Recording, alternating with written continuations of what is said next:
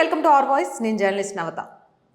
మాట ఇచ్చినట్టుగానే లోక్సభ సెగ్మెంట్లకు సంబంధించి ఒక్కొక్కరుగా ఆశావాహుల్ని ఆ లోక్సభ సెగ్మెంట్లోని ప్రజలకున్న ప్రశ్నలతోటి మేము ముందుంచుతూనే ఉంచాను. ఈరోజు నేను ఖమ్మం లోక్సభ సెగ్మెంట్కి వచ్చాను. ఇక్కడ చాలామంది ఆశావాహుల పేర్లు అయితే వినిపిస్తున్నాయి.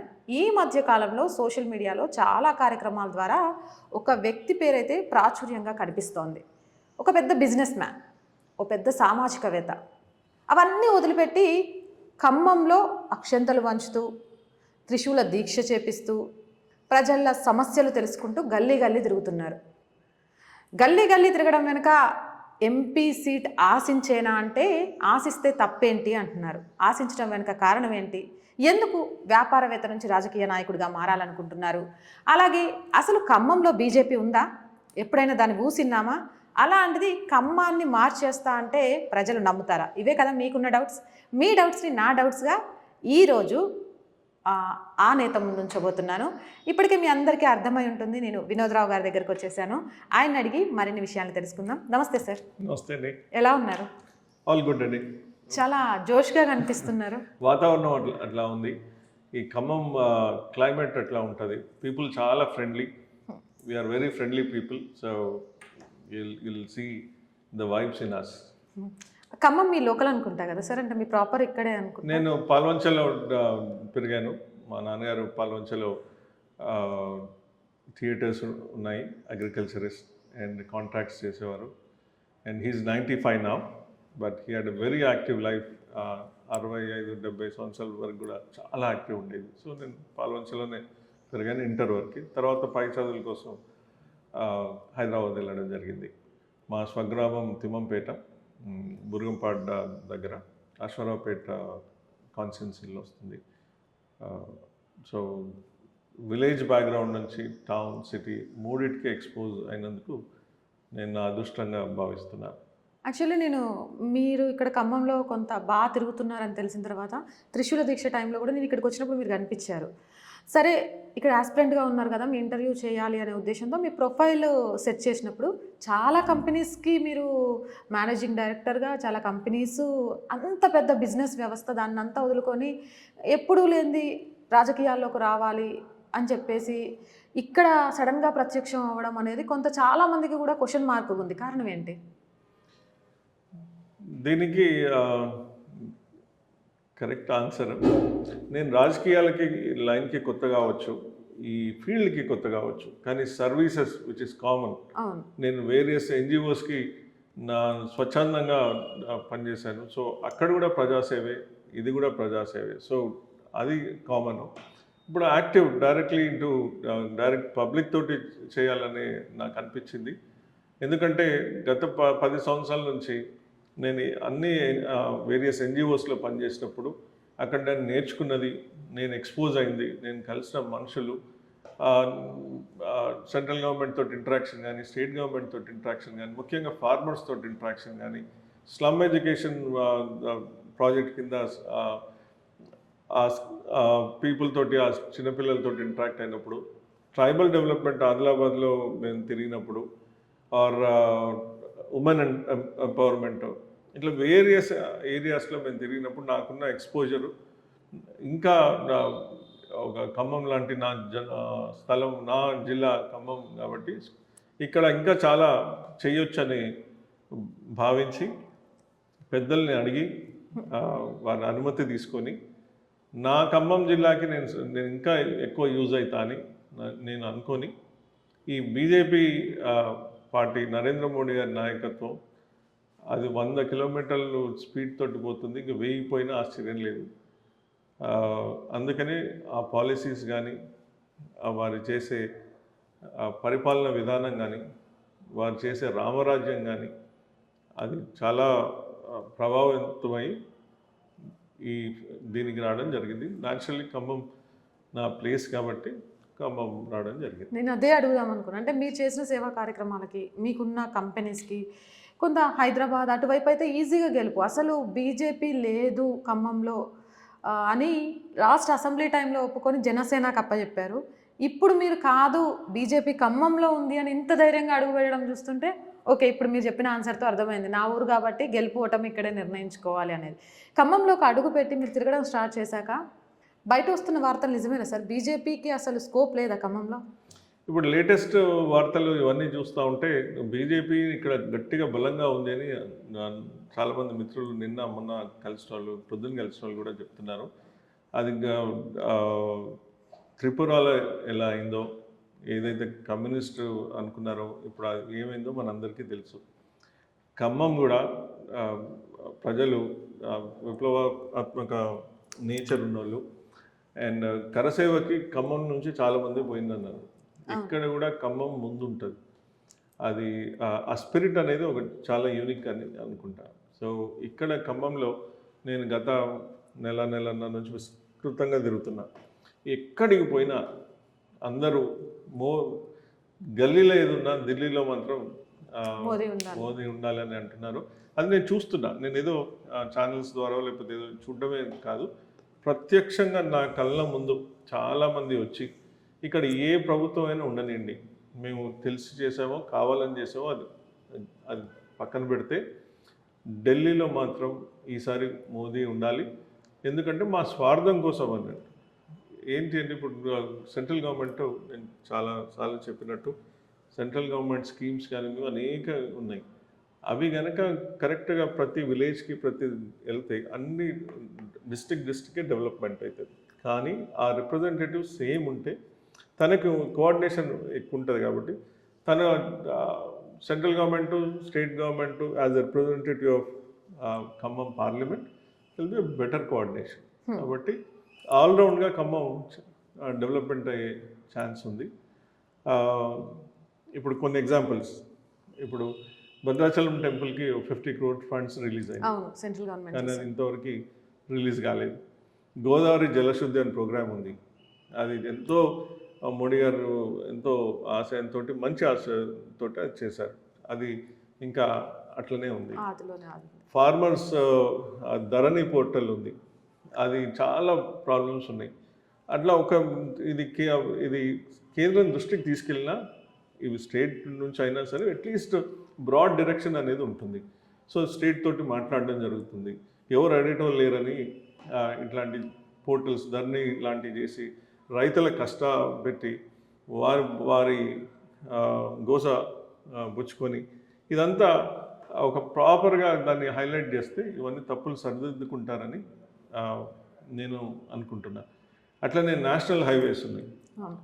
ఒక రిప్రజెంటేటివ్ వచ్చి కేంద్ర మినిస్టర్ గారి దగ్గర ఎవరి దగ్గర కూర్చొని ఇది మా ప్రాబ్లమ్స్ ఇవి ఉన్నాయి అని వాళ్ళకి కూడా చాలా పనులు ఉంటాయి, వారికి కూడా చాలా స్కీమ్స్ ఉంటాయి. ఎవరైనా అడగని అమ్మాయినా పెట్టరు. మరి అట్లాంటప్పుడు ఎంతమంది ఎన్నిసార్లు ఖమ్మం మాట పార్లమెంట్లో వినపడ్డది? నేనైతే చాలా తక్కువ చూస్తాను. మీరే కదా సార్, మేము కూడా చూడలేదు. ఎగ్జాక్ట్లీ. రిప్రజెంటేషన్ ఎన్నిసార్లు ఇక్కడ గత ఉన్న ఎంపీలు వారు ఖమ్మం గురించి రిప్రజెంటేషన్ పెట్టిండ్రు? అండ్ హార్డ్లీ అట్లీస్ట్ పెట్టినా నాకైతే మేజర్ రిప్రజెంటేషన్స్ కానీ major discussions on Khammam parliament, and I don't think that is enough. Actually నిజంగా కూడా ఖమ్మం ప్రజలు చాలా మంచి వాళ్ళు. కేసీఆర్ ఉద్యమం కూడా ఇక్కడ నుంచే ఈ ఖమ్మం హాస్పిటల్ నుంచే స్టార్ట్ చేశారు. కానీ ఖమ్మం ప్రజలను భద్రాచలం రామయ్యను రెండింటినీ మర్చిపోయారు. ఇప్పుడు మళ్ళీ చూడాలి. నిజంగా మీరు చెప్తుంటే యాక్చువల్ కనిపిస్తోంది. ఇప్పుడు మీరు అన్న తర్వాత నిజామాబాద్కి పసుపు బోర్డు అన్నారు, అక్కడ వచ్చేసింది. కరీంనగర్ డెవలప్మెంట్ చూసాము, సికింద్రాబాద్ డెవలప్మెంట్ చూసాము. కానీ ఖమ్మము ఎక్కడి గొంగలి అక్కడే అనే విధంగానే ఉంది. అంటే ప్రజల ఓట్లను క్యాష్ చేసుకొని తర్వాత తమ ప్రాబల్యం కోసం పనిచేసే నాయకులు ఎక్కడ ఉన్నారు అనేది మీ ఉద్దేశమా? నేను as a entrepreneur, as a social worker నేను నేర్చుకున్నది ఏంటి అంటే దేంట్లో అయినా నెగిటివ్స్ కంటే పాజిటివ్స్ చాలా ఎక్కువ ఉంటాయి. కాకపోతే నెగిటివ్స్ తొందరగా జరుగుతాయి, పాజిటివ్స్ జరగట్లేదు. అదే కనుక ఖమ్మం కనుక ఒక సెంట్రల్ గవర్నమెంట్ రిప్రజెంటేటివ్ ఇక్కడ ఉంటే ఇందాక చెప్పినట్టు చాలా పనులు ముందుకు తీసుకెళ్ళచ్చు, చాలా కొత్త పనులు కూడా చేయొచ్చు. For example enterprises hub, entrepreneurs hub. చాలామంది ఖమ్మంలో విద్యావంతులు ఉన్నారు. వారు హైదరాబాద్లో లేకపోతే విజయవాడలో వరంగల్లో probably Hyderabad and north states Vijayawada పోతారు. బట్ అదే కనుక ఇక్కడ enterprises hub, there are so many hundreds thousands of crores, hundreds of schemes.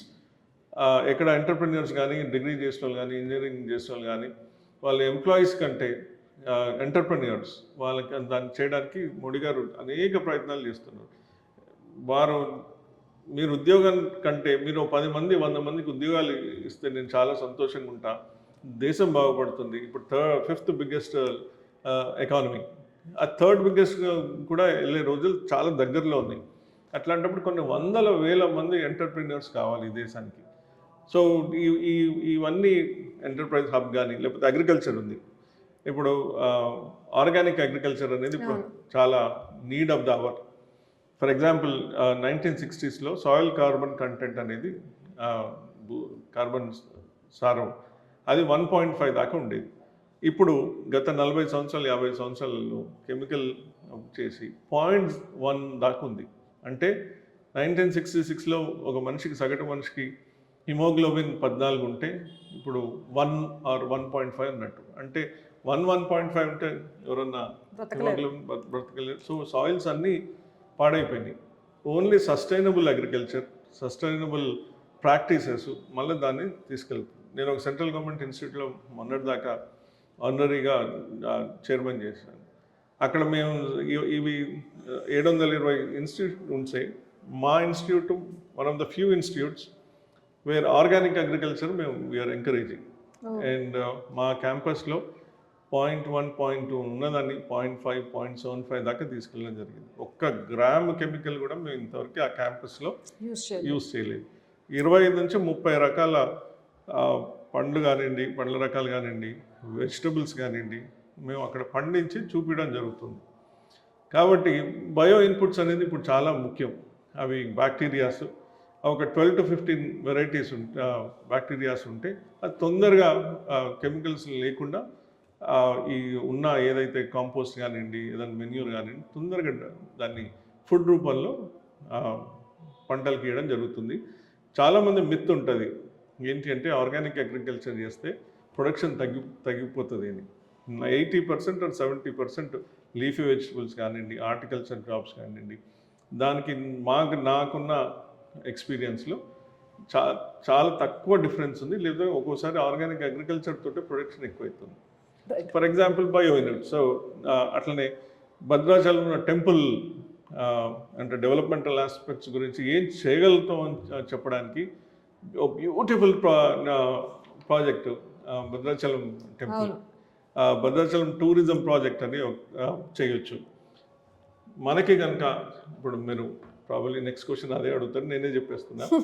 నాకు కనుక ఛాన్స్ ఉంటే భద్రాచలం మీద ఒక మంచి అవగాహన ప్రాజెక్టు నిపుణులతోటి నేను చర్చించినప్పుడు వారు చెప్పింది ఏంటంటే temple tourism, Bhadrachalam temple tourism, Bhadrachalam to Ayodhya corridor ఒకటి ముఖ్యమంత్రి ప్రధానమంత్రి గారి దృష్టికి తీసుకెళ్ళాలి.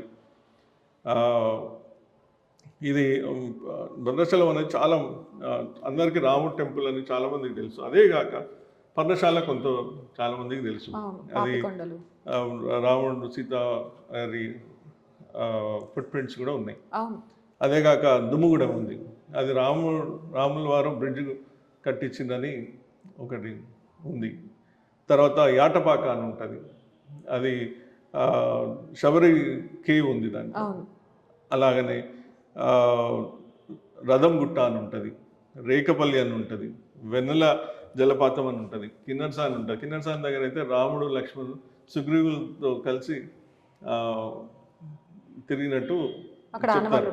సో ఇంతమంది చాలా మందికి తెలియదు ఇవన్నీ కనుక ఒక కారిడార్ లాగా, క్వాడ్రాటర్ లాగా డెవలప్ చేస్తే ఎంతమంది రావచ్చు, ఎంతమందికి ఇది చూసుకునే భాగ్యం కలుగుతుంది. ఒక డిస్ట్రిక్ట్, ఒక భద్రాచలం టెంపుల్ కనుక డెవలప్ అయితే ఆ చుట్టుపక్కల డిస్ట్రిక్ట్స్ మీద ఎంత ఉంటుంది. అది భద్రాచలం అనేది ఈ ఖమ్మం కాన్స్టిట్యున్సీ కాకపోయినా బట్ రిలేటెడ్ ఇది. సో ఓవరాల్ డెవలప్మెంట్ ఒక దగ్గర అయితే ఒక దగ్గర జిల్లా మొత్తం అవుతుంది. అట్లనే కోల్ ప్రాజెక్ట్స్ ఉన్నాయి, దానికి చాలా ఓపెన్ కాస్ట్ పెద్ద టూరిజం ప్రాజెక్ట్ ఉండే. మరి అది నేను ఎవరో చెప్తున్నా ఆల్మోస్ట్ శాంక్షన్ అయింది, కానీ ఒక లోకల్ పాలిటిక్స్లో అది తప్పిపోయింది.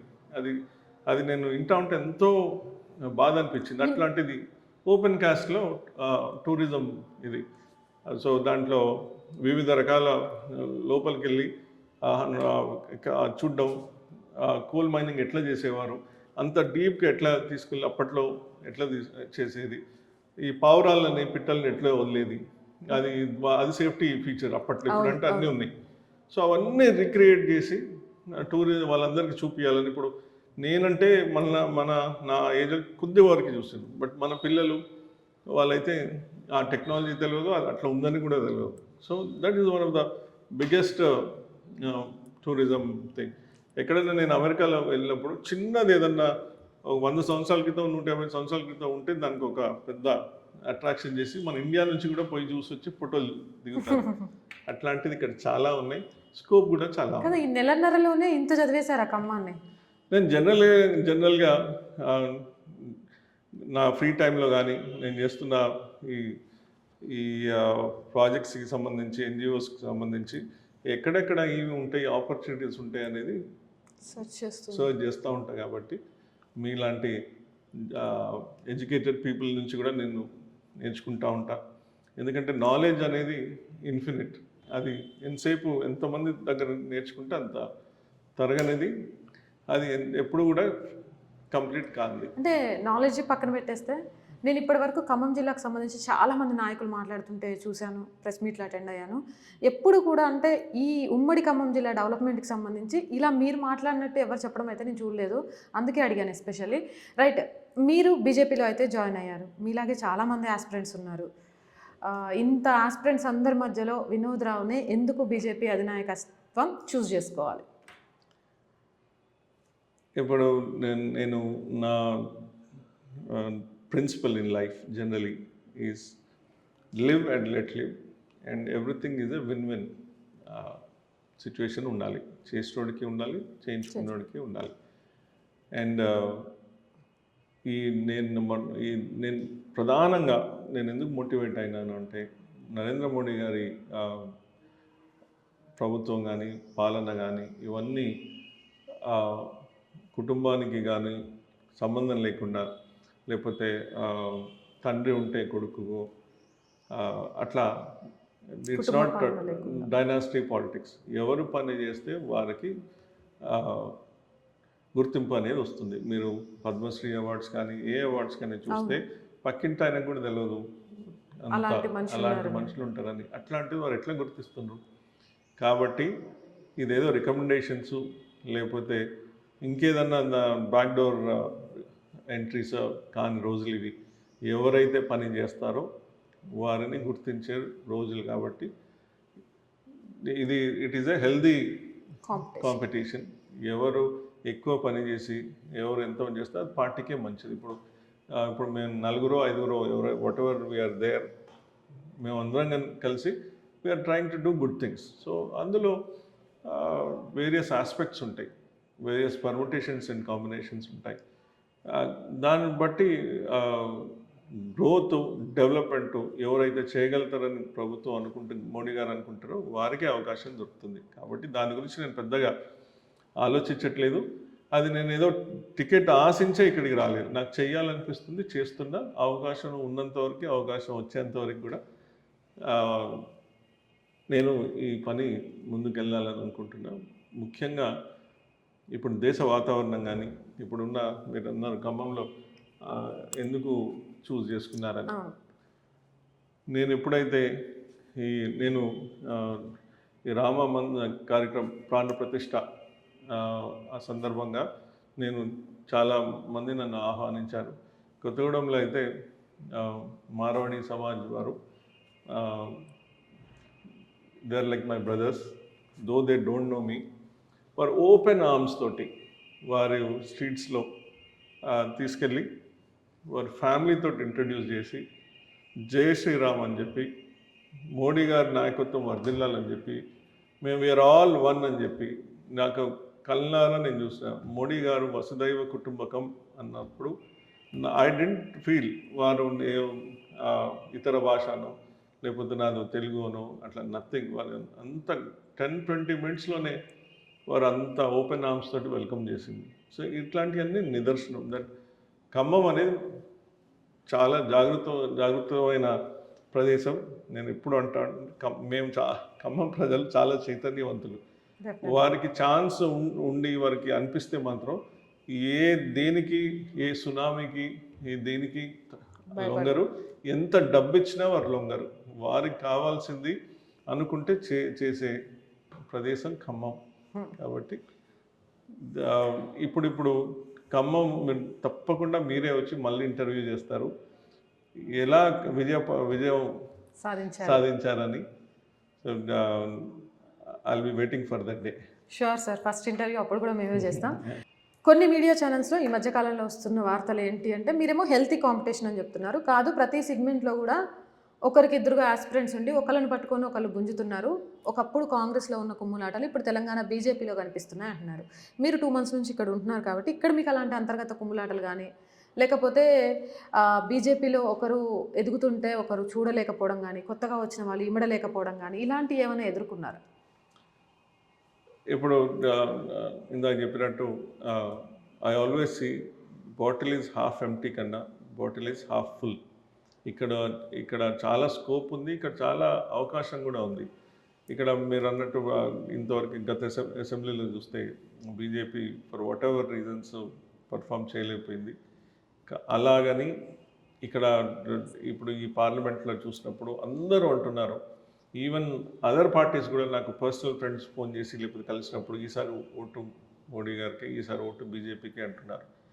కాబట్టి ఇది ఉన్న ఈ డెవలప్మెంట్ కానీ ఈ ప్రాజెక్ట్ కానీ ఈ ఇంత ఫాస్ట్గా వెళ్తున్నప్పుడు ఈ ఎవరు పట్టుకొని లాగడానికి కానీ అది సమయం లేదు, అది అంత పెద్ద ఇష్యూ కూడా కాదు.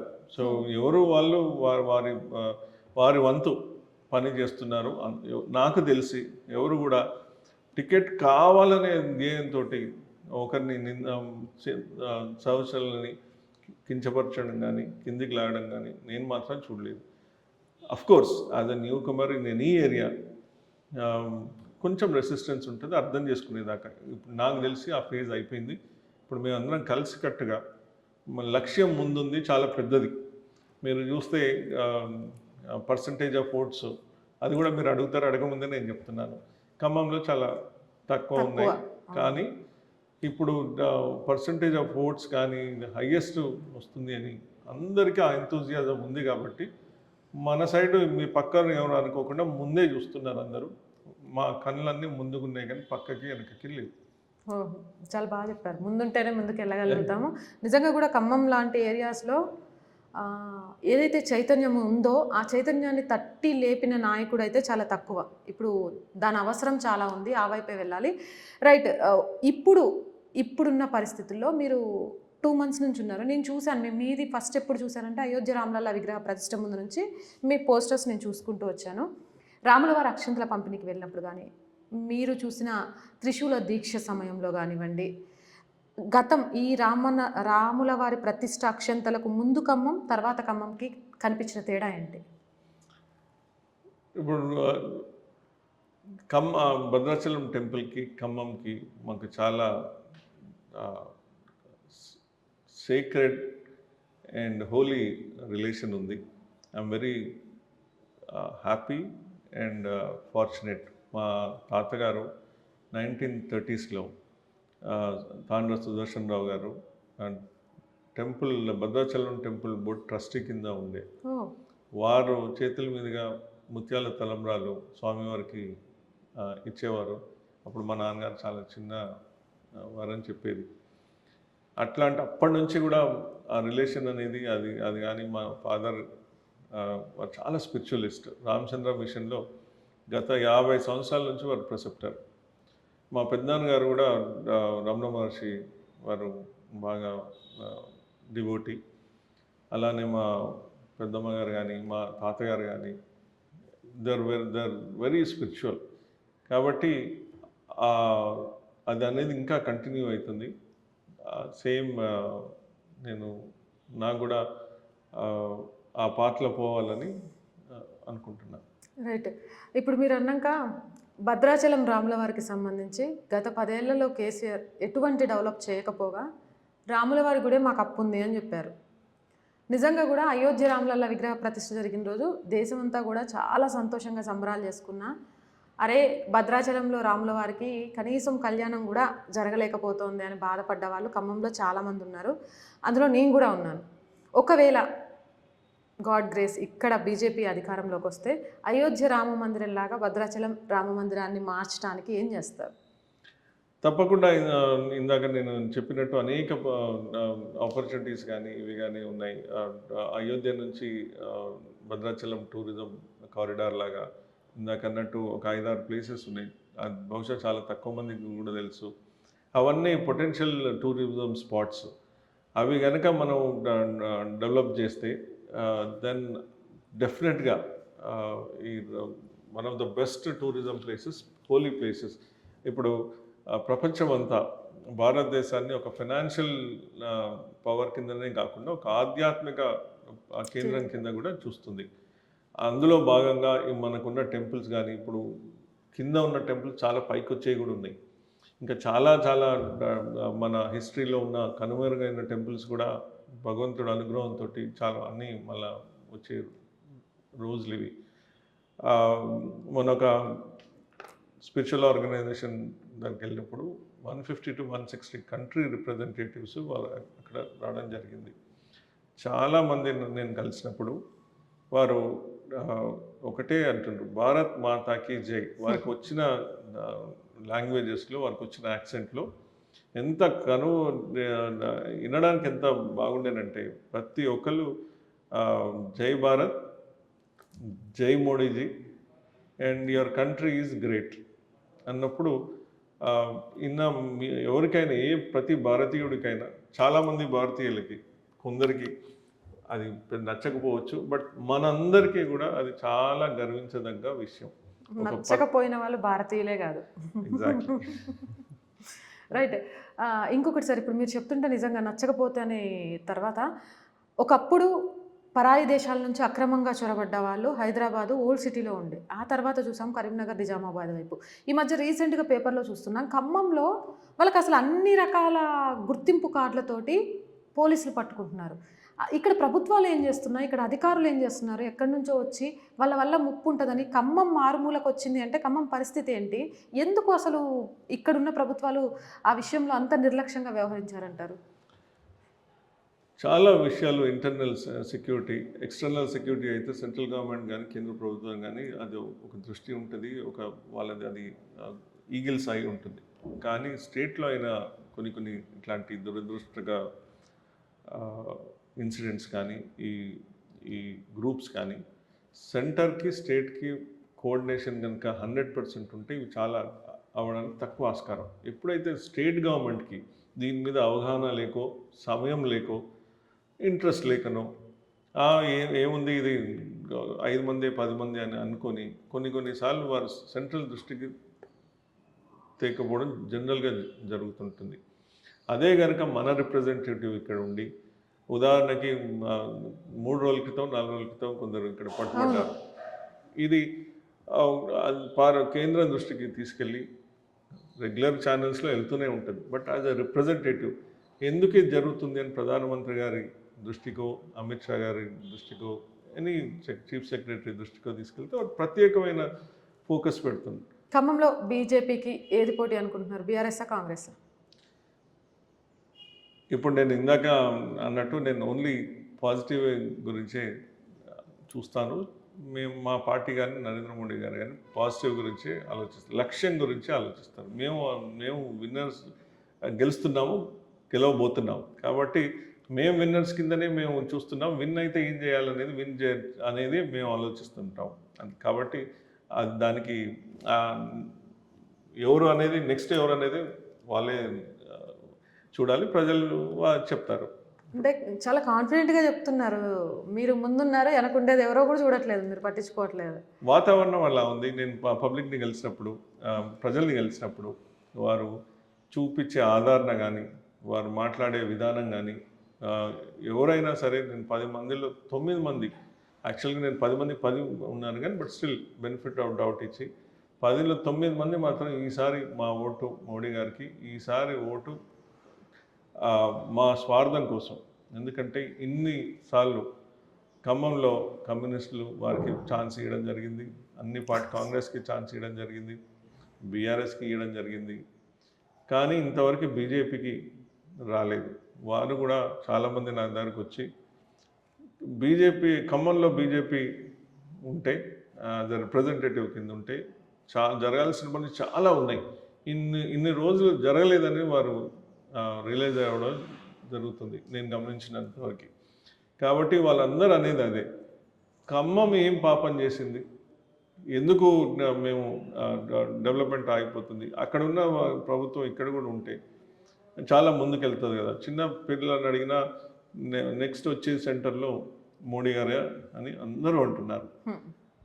అబ్కి బార్ తీసరా బార్ మోడీ సర్కార్ అనేది అందరికీ తెలిసిందే. కాబట్టి ఖమ్మం కూడా ఈసారి కమలం కావాలని, కమలం వికసించాలని ప్రజలు కోరుకుంటున్నారు. కాబట్టి ఇది ప్రజలే అల్టిమేట్గా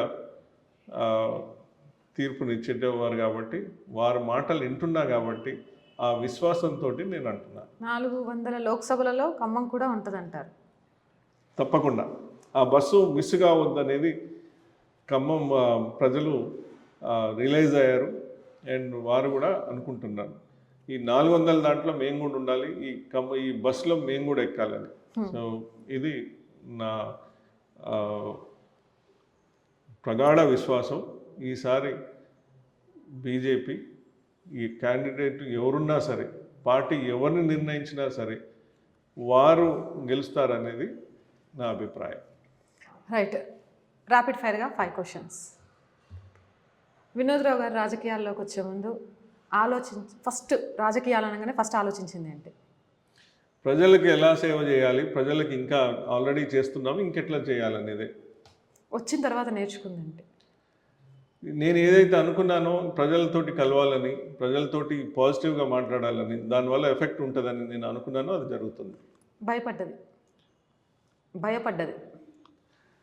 నేను భయపడ్డది ఇంతవరకు జరగలేదు. ప్రజలు మీరు ఎందుకు వచ్చారు, మీకు మోడీ గారు ఇక్కడ మాకేం చేయలేరు అని ఇంతవరకు ఎవరు అనలేదు. అందరూ కూడా అనేది ఏంటి అంటే మోడీ గారు చేశారు, అట్లాంటి భయాలు ఏమి ఇంతవరకు కనపడలేదు. సో మీరు భయపడ్డది కూడా నేను ఏం లేదు, బట్ ఏదైనా ఉన్నా కూడా అది ఇంతవరకు జరగలేదు.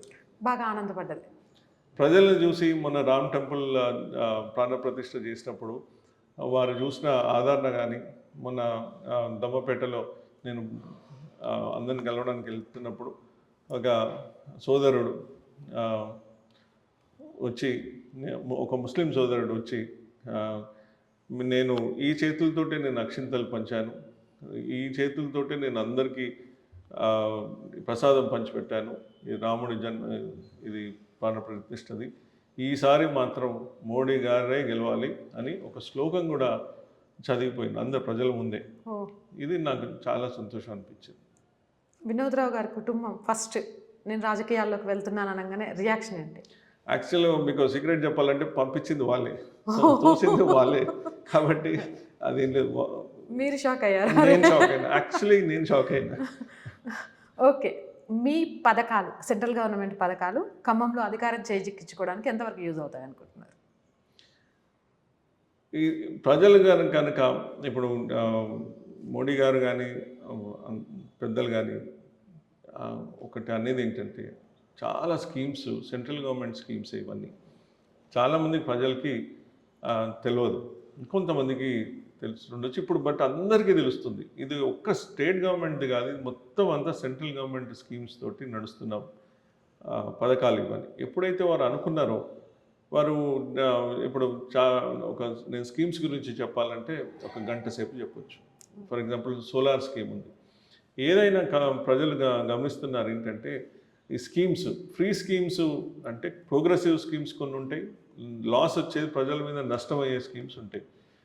సబ్సిడీ చేసి దాన్ని చేస్తే ప్రజల మీద కొద్దిగా భారం పడుతుంది. అదే కానీ కొన్ని స్కీమ్స్ ఉన్నాయి. సోలార్ స్కీమ్ ఉంది, అది ఇప్పుడు కొన్ని కోట్ల మందికి సోలార్ పవర్ తోటి వస్తుంది. దానివల్ల ఎవరికి దేనికి నష్టం జరగదు, అది నేచర్ నుంచి వచ్చే మన గిఫ్ట్ అది. అట్లాంటి స్కీమ్స్ చూస్తే కంట్రీ ప్రోగ్రెస్ అవుతుంది తప్ప ఆ స్కీమ్స్ వల్ల కంట్రీ వెనకకి పోదు. కాబట్టి ఇవన్నీ ప్రజలు గమనిస్తున్నారు. ఇట్లాంటివన్నీ చాలా వచ్చేవి ఉన్నాయి కాబట్టి అన్నీ మంచి రోజులే. ఇష్టపడి చేసేది ఇష్టపడి చేసేది ఏదైతే నేను ఎవరికైతే చేయాలనుకున్నానో, ఎవరికైతే చేస్తున్నానో వారు ఆనందంగా స్వీకరించినప్పుడు, ఫీల్ అయినప్పుడు, నేను చేస్తున్న మంచి పని అని అన్నప్పుడు అది ఏదైనా నాకు ఇష్టమే. ఛాలెంజింగ్ అనిపించింది ఒక ఎంటర్ప్రెన్యూర్, ఒక బిజినెస్ మ్యాన్ లైఫ్ నుంచి ఒక సర్వీస్ అయినప్పుడు ఆ ట్రాన్సిషన్ ఫ్రమ్ కార్పొరేట్ మేనేజ్మెంట్ నుంచి ఎన్జిఓస్కి మూవ్ అయినప్పుడు there is a very difference. For example, కార్పొరేట్లో అయితేనేమో I can tell whatever I want. ఇది as a CEO, as a MD, as a chairman I can say this is what I want. But ఎప్పుడైతే మనం ఈ ప్రజా సంఘాలతోటి కానీ NGOs తోటి చేస్తున్నప్పుడు ప్రతి ఒక్కరిని కూడా యూనిలేటరల్గా తీసుకొచ్చి అందరు ట్రస్టీస్ కానీ ఎవరైనా ఒక డెసిషన్ మీద ప్లాట్ఫామ్ బిల్డ్ చేసి అది మన వాయిస్ అని చెప్పేది సేమ్ కూడా ఇక్కడికి దాన్ని వర్తిస్తుంది. సో ఆ ట్రాన్సిషన్ ఎలా చేయాలనేది మోదీ గురించి ఒక మాటలో వారు నిజంగా అవతార పురుషుడు, దేవుడు. బీజేపీ గురించి ఒక గొప్ప ఐడియాలజీ ఉన్న ప్రభుత్వం, ఒక పార్టీ. బలం వసుదైవ కుటుంబం అండ్ ధర్మం రక్షితో రక్షిత అన్న సిద్ధాంతంతో ఉన్న ఏదైనా అది బలమే. బలహీనత ఇందాక ఏదైతే మనకి వచ్చిందో దాని గురించి ఆలోచించకుండా ఏదైతే జరగలేదో దాని గురించి బాధపడడం ఉంటే అది బలహీనత. ఇప్పటి వరకు ఎక్కడ మీరు షేర్ చేసుకొని ఒక విషయాన్ని మా ఛానల్ ద్వారా ఫైనల్గా షేర్ చేసుకోవాలంటే? ఈ రాజకీయ జీవితంలో కానీ ఈ పబ్లిక్ లైఫ్లోకి ఉన్నప్పుడు కానీ ఎలా మాట్లాడాలి అని, ఎలా చేయాలనేది as a corporate that is different. But ఇది మీలాంటి ఒక మిత్రుడే నాకు ఇదంతా గైడ్ చేసి ఎట్లా నీ పాయింట్ ఎట్లా ప్రజల ముందు పెట్టాలనేది నేర్పించింది. అది ఫస్ట్ టైం నేను షేర్ చేసుకుంటాను. ఓకే, మీరు థ్యాంక్ఫుల్ చెప్పాల్సి వస్తే లైఫ్లో ఎవరికి చెప్తారు? నాకు జన్మనిచ్చిన తల్లిదండ్రులకి, నాకు సంస్కారం ఇచ్చిన పెద్దలకి, నాకు నేర్పిన టీచర్స్కి, ముఖ్యంగా లైఫ్ పార్ట్నర్ నా భార్యకి, నా పిల్లలకి. My strength is my wife and her support. So ఓవరాల్గా I was thankful to God, I'm thankful to God that ఇంతవరకు కూడా ఒక హెల్దీ ఎన్విరాన్మెంట్లో పుట్టాను, హెల్దీ ఎన్విరాన్మెంట్ పెరుగుతున్నాను. ఎవరికైనా సారీ చెప్పాల్సి వస్తే? చాలామంది అంటారు ఈ సేమ్ క్వశ్చన్, బట్ చాలా తక్కువ మందికి నేను తెలిసి చేస్తే నేను ఫస్ట్ మనిషిని వెళ్ళి సారీ చెప్పడం. ఇక్కడ కూడా నేను తెలుసో తెలియకో 2-3 తప్పులు జరిగినాయి, but I was the first guy to go and apologize to them. మొన్న చాలా పోస్టర్స్ ఇక్కడ ఉన్నప్పుడు కొన్ని పోస్టర్స్ మా కొలీగ్స్ ముందు కూడా, ఎందుకంటే అది అంటియడం జరిగిందని నేను తెలుసుకున్నప్పుడు నేనే వారి దగ్గర పోయి నేనే మెసేజ్ పెట్టి my apologies, this will not happen, it's not was not in my hands అని చెప్పి ఏవైతే డ్యామేజ్ జరిగినాయో దాన్ని స్వయంగా మా టీమే మళ్ళీ చేసింది. కాబట్టి తప్పులు అనేది జరుగుతాయి. Making a mistake is not a mistake, repeating it is a crime. కాబట్టి ఈ సిద్ధాంతం నేను వీలైనంత వరకు నమ్ముతా అండ్ ఇది అమలు పరుస్తాను. Great sir. వినడానికి ఫైనల్గా ఈ ఇంటర్వ్యూ చూస్తున్న ఖమ్మం లోక్సభ ప్రజలకి ఏం చెప్పాలనుకుంటున్నారు? ఖమ్మం లోక్సభ ప్రజలకి ఒక విజ్ఞప్తి. ఇప్పుడు మారుతున్న ఇంటర్నేషనల్ సినారియో కానీ భారతదేశం మీద ఉన్న గౌరవం కానీ అంచెలంచెలుగా పెరుగుతుంది. ఇది 5th బిగ్గెస్ట్ నుంచి 3rd బిగ్గెస్ట్ వచ్చేది చాలా తక్కువ సమయమే ఉంది అని అంటున్నారు. మోడీ గారు లాంటి వరల్డ్ లీడర్ చాలా తక్కువ మంది ఉంటారనేది చాలా ప్రపంచంలో అందరూ చెప్తున్నారు. సో ప్రపంచం ఎట్లా ఫాస్ట్ వెళ్తుంది. ఆఫ్రికన్ గవర్నమెంట్ మన వచ్చి వారు భారత్ పట్ల ఎంత కృతజ్ఞతా భావంతో ఉన్నారు. ఇంటర్నేషనల్ మన మోడీ గారి ప్రభుత్వం ఎట్లా డీల్ చేస్తుంది. ఇవన్నీ చూస్తే చంద్రయాన్ ఎంత తక్కువ ఖర్చుతో పోతుంది. సో ప్రపంచం అంతా ముందుకెళ్తుంది. స్టేట్స్ అన్నీ ముందుకెళ్తున్నాయి. కొన్ని తెలంగాణ స్టేట్స్లో కూడా బీజేపీ రిప్రజెంటేటివ్ వచ్చేసారు. ఇప్పుడు మనకు ఒకటే ఆలోచించాలి ఏంటి అంటే, ఇందాక అడిగినప్పుడు అడగంది అమ్మైనా పెట్టదు. కాబట్టి మనం కనుక మనం ఒక బీజేపీ రిప్రజెంటేటివ్ కనుక గెలిపిస్తే చాలా ప్రోగ్రెస్ అనేది చాలా ఈజీ అవుతుంది. అప్పుడు అడగడానికి కూడా ఛాన్స్ ఉంటుంది. ఇప్పుడు మొన్న ఎవరో అన్నట్టు, మన ముఖ్యమంత్రి గారు అన్నట్టు సెంట్రల్ కూడా వస్తే మా స్కీమ్స్ ఇంప్లిమెంట్ చేయడం అనేది చేయగలుగుతామని. అది ఎంత హాస్యాస్పదం. కాబట్టి అట్లాంటి ఇప్పుడు ప్రజల ముందు ఉన్నది కాబట్టి వారు ఆలోచించి, చాలామంది అంటారు మీరు ఖమ్మం వెళ్ళినప్పుడు ఇక్కడ చాలా ఫినాన్షియల్ పవర్స్, చాలామంది డార్క్ పవర్స్, నెగిటివ్ పవర్స్ ఉన్నాయి అని. కానీ నేను ఒకటే నమ్మేది, ఎవరు కూడా డబ్బుతోటి గెలవలేరు. అది కొన్నిసార్లు 2-3 సార్లు ఏదో ఉంటుంది, కానీ ప్రతిసారి డబ్బు గెలుస్తుందని నేను అనుకోను.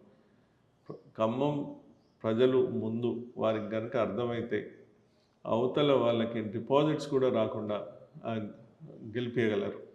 నా విజ్ఞప్తి, దేశం కోసం, మన ఖమ్మం కోసం ఈ రాజకీయాలను పక్కన పెట్టి డెవలప్మెంట్ ఆస్పెక్ట్ కోసం ఈసారి ఖమ్మంని కమలం చేయమని నేను కోరుతున్నాను. Right, thank you so much sir. అడగగానే చాలా టైం ఇచ్చారు, చాలా విషయాలు చెప్పారు.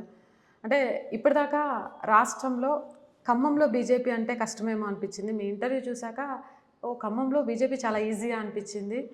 అది మీరు కోరుకున్నట్టుగా నెరవేరాలని కోరుకుంటున్నాను. యాజ్ ఏ ఆస్పిరెంట్గా ఉన్నారు కాబట్టి ఆల్ ది బెస్ట్.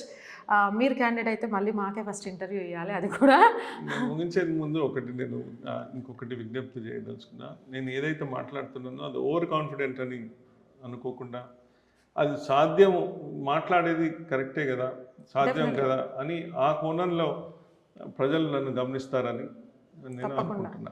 డెఫినెట్గా సార్. అంటే కాన్ఫిడెన్స్కి, ఓవర్ కాన్ఫిడెన్స్కి ఖమ్మం జనాలు చాలా ఈజీగా అర్థం చేసుకుంటారు. సో చాలా క్లియర్గా ఉంది కూడా అది.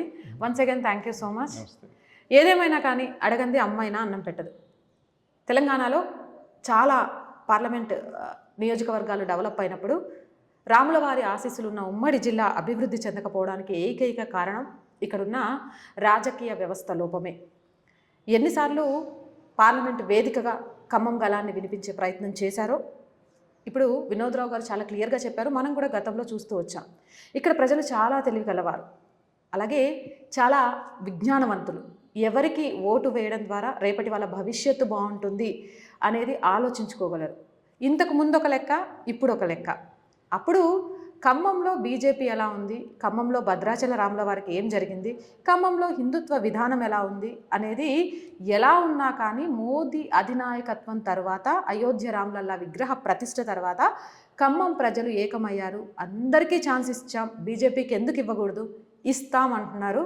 ఈసారి కనుక వాళ్ళు ఆశీర్వదించి మాకు అవకాశం ఇస్తే 5 ఏళ్లలో ఖమ్మం జిల్లా చుట్టుపక్కల ప్రాంతాలని పర్యాటక కేంద్రాలుగా మార్చడమే కాదు, ఇక్కడ అనేక సంస్థలను స్థాపించి వ్యాపార పరంగా కూడా అభివృద్ధి చేయడంలో మోదీ ఏవైతే విధానాలను అనుసరిస్తూ వచ్చారో మేము కూడా అదే విధానాలను అనుసరిస్తాం. ఖచ్చితంగా మా గళాన్ని పార్లమెంట్లో వినిపిస్తాం. ఒక మూగవాళ్ళుగా, చెవిటి వాళ్ళుగా కూర్చోకుండా ఇక్కడ సమస్యల మీద గర్జిస్తామని అయితే చాలా క్లియర్గా చెప్తున్నారు. చూడాలి మరి ఖమ్మం ప్రజలు విజ్ఞానవంతులా, లేకపోతే నోటుకు ఓటును అమ్మేసుకుంటారా అని.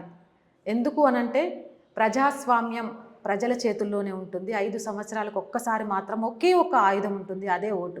ఓటును నమ్ముకోండి, ఓటును అమ్ముకోకండి. అమ్ముకుంటే బానిసలు అవుతారు, నమ్ముకుంటే నిలదీసి అడగగలిగే భారతీయ పౌరులు అవుతారు. ఏంటి అనేది మీరే డిసైడ్ చేసుకోండి. ఇంకొక మంచి సూపర్ నాయకుడితో మీ ముందుంటానని మాటిస్తూ ఇప్పటికైతే సెలవు తీసుకుంటున్నాను. నమస్తే.